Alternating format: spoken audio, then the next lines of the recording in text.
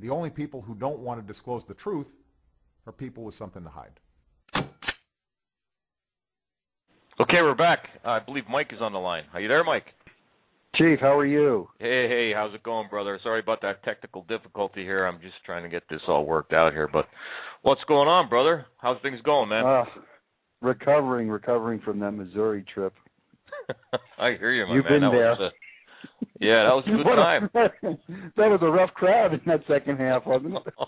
Oh, man, I'm sorry I couldn't stay for the whole presentation. I had to catch a flight. But I tell you what, the information on it that I was able to get out of it was absolutely mind-boggling. Yeah, I know, Chief, and you didn't stay for the whole thing. It went till about 4:00, and Wow. What was really neat is I was getting input then from other law enforcement. They were seeing things that I hadn't even seen in that document. It was pretty incredible. Wow, that's. And Mike, let me tell you, I had no idea who you even were when you got in the car at the airport, brother. I just once you told me you were jokes, guys, I'm like, wow, these guys are all right, But I know. I'm sitting there. I didn't know who anyone was, and I knew nobody knew who we were because we had a media blackout here. Sheriff Arpaio did 2 press conferences, but they made sure national media didn't cover it. And I have relatives back east. I'm a Brooklyn boy by birth and grew up in New Jersey. My own relatives don't even know I'm doing this. Wow. So and I didn't know. I had no idea, and I'm glad I met you, though, brother, because you're one of a kind. I can tell you that. You're the real deal, my man. Well, I I'm not appreciate sure. it. Yeah, hey, I'm definitely on board. Anything you guys need, I'm trying to hook you up with as many contacts that I have. I spent the day yesterday with Robbie Wells. We're at a machine gun shoot, meet and greet type thing. I hosted for him. He's running for the 2016 presidential seat. So, hopefully our country will still be intact by then. With the information that you were able to obtain, boy, that's serious stuff. I mean, it's really serious stuff. And I'm not asking you to get into any kind of details because I know there's still things that you're working on. But people, I'm telling you right now, this is serious. This is really serious. And I had no clue whatsoever what's going on.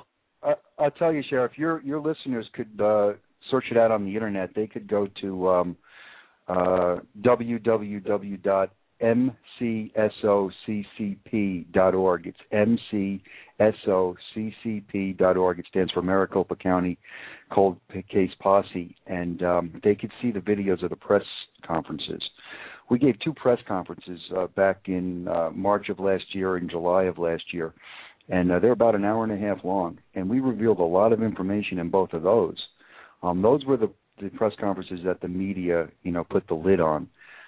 It's pretty compelling stuff. I mean, it's nothing like what you saw, but it's pretty compelling stuff, and that's without a doubt. When you can sit in front of law enforcement like I did, and from your career, cops are a tough sell. Cops don't believe anything. And when you can get peer-reviewed like that, and guys like you coming up and saying, I'm a believer, we have it, and the document's a fraud. You can't beat it. I mean, you did it. The evidence is indisputable. You cannot beat this. I know you worked hard on this. 21 months, is that correct? You've been working on it? 21, going to keep going until we get it to where we go, and if we do get it to Congress, I'm hoping you'll join us there. I'm there, brother, and that's what we're working for, right? That's what everybody's working for, is trying to get this in front of Congress and see what they will do. Hopefully they will do something. Yesterday, Tea Partier was interviewing Rubio, and they brought up the issue. They brought up the Missouri conference, and Rubio said that if Arpaio has information like this, he needs to make it public. Well, we've tried to make it public. So we're going to do better than making it public. Our plan, Sheriff Arpaio's plan, is we are going to take it to the White House steps. That's how public we want to make it. Nice. I'm there, brother. I don't know if they're gonna let us in. Well, no, we're probably not welcome guests, but we'll see what we can do. Yeah, I don't think they're going to let us in by any means. They'll probably take us at gunpoint and hold us in definite detention or something. Those maniacs. But what can you do? Probably. They'll get over it. Yeah, they'll get over it. Hopefully, what's been going on in this country is really, really disturbing. And I'm far from a conspiracy theorist. You know, my big thing was the Second Amendment. That's when I came out, and I'm like, you know what, enough is enough. Like, you're not taking my guns. You're not taking my citizens' guns. That's when I drew up the Second Amendment Preservation Resolution. Over 500 some sheriffs stepped out behind me. They didn't know what to do with me because I'm a chief. I'm not a sheriff. Right. So I threw Sheriff Mack off. He didn't know how to handle me. Much like a lot of other people, you know. Well, Chief, I have to give you kudos. I mean, what you're doing is brave, because there are very few, if any, chiefs that would take a position, that you have taken and fight for this country. Because let's face it, I mean, you put your career on the line when you do it, but you're standing up for something bigger than yourself, bigger than us.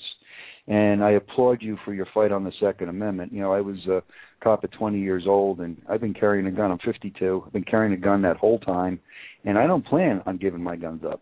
Just not going to happen. Absolutely not. So I really commend you. And if they do away with the Second, they're going to do away with them all. Oh, and absolutely. We have to protect it. We have to protect it.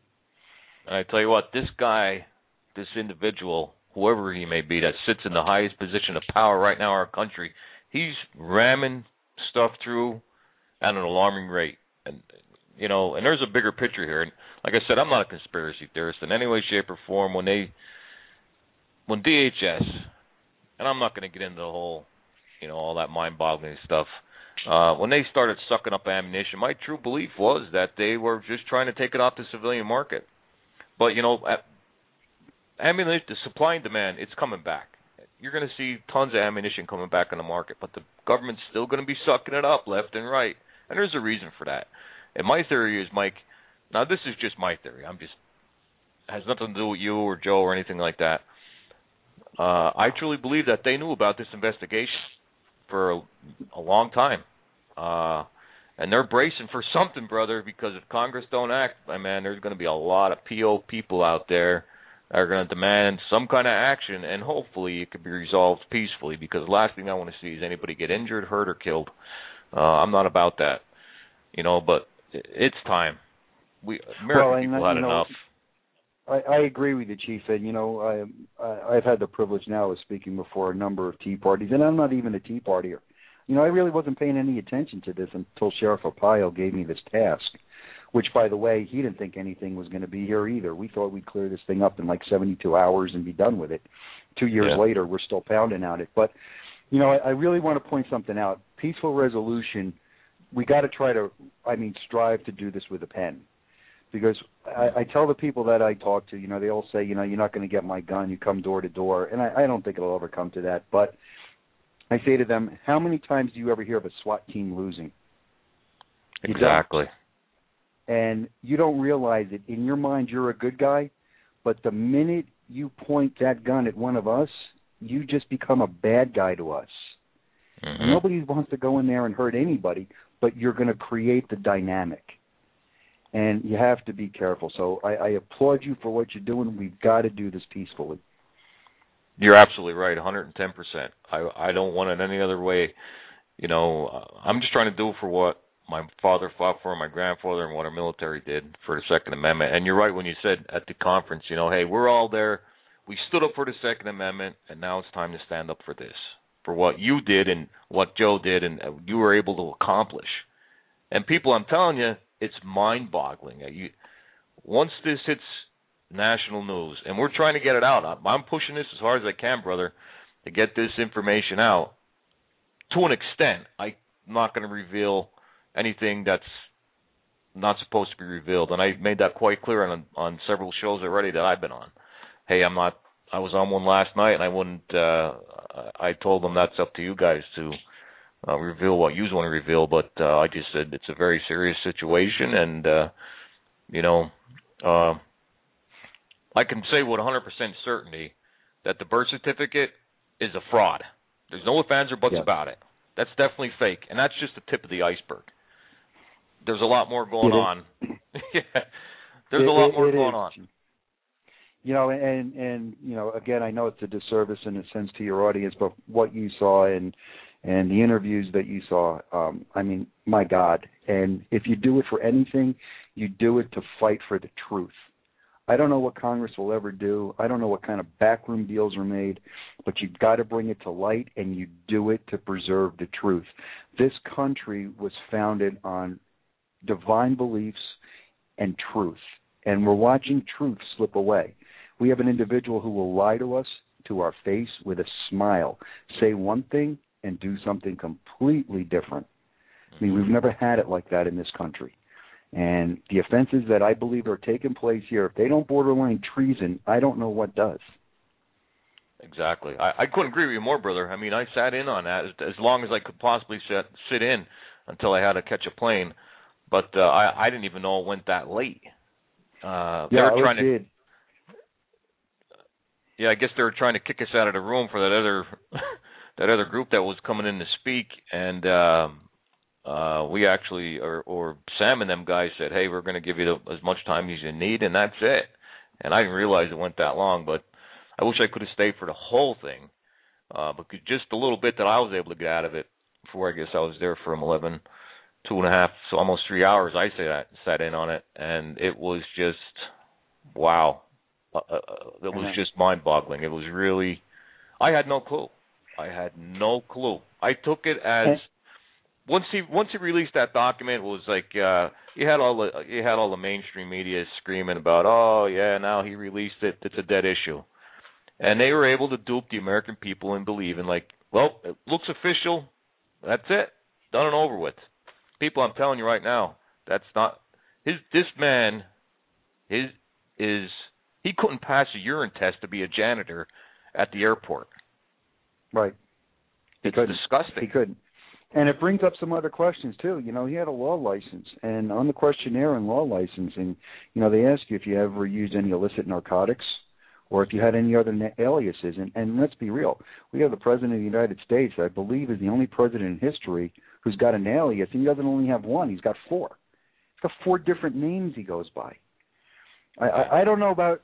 Chief, I know that you've only got one name. I've only got one name. I don't know any cop that has more than one name, and this guy's got 4. Yeah. That's a huge red flag right there. Huge. It's huge. It's huge. And, I've learned something. I didn't even know this. As a career in law enforcement, I didn't even know that. It's not illegal to use a different name. It's just not illegal. I was looking for statutes. I got to have them just on the 4 AKAs. Not illegal to use another name. So you can basically call yourself Mr. Magoo, and it's legal. It's there's some big loopholes here. Oh boy! I tell you what. Once this goes public, and the people are finally waking up and understand that we have been duped by one of the biggest scams in American history.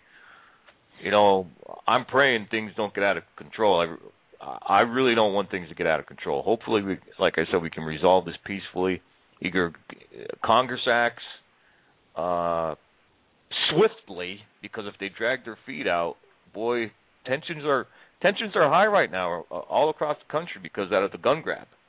And this is like icing on the cake. The IRS deal, the wiretapping. Now you have Verizon that's turning over millions and millions of documents from cell phones to the NSA, and oh boy, it just gets like they're just relentless.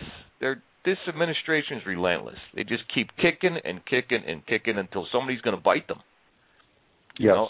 I'm not sure if they are doing it purposely to get the American people to rise up. I don't know. Think about what goes on here, and let's just use the president's narrative, his birth narrative, as an example. I pointed out in the meeting, how do you know who his parents truly are? Mm-hmm. You don't. You're shown a picture, and you're told. Mm-hmm. And I could take a picture of you and me standing together and start telling people you're my brother. Eventually, they're going to believe it. Exactly. And that's what this administration does. And I think everything to this point has been an experiment to see how far they can go. The only people who don't want to disclose the truth are people with something to hide.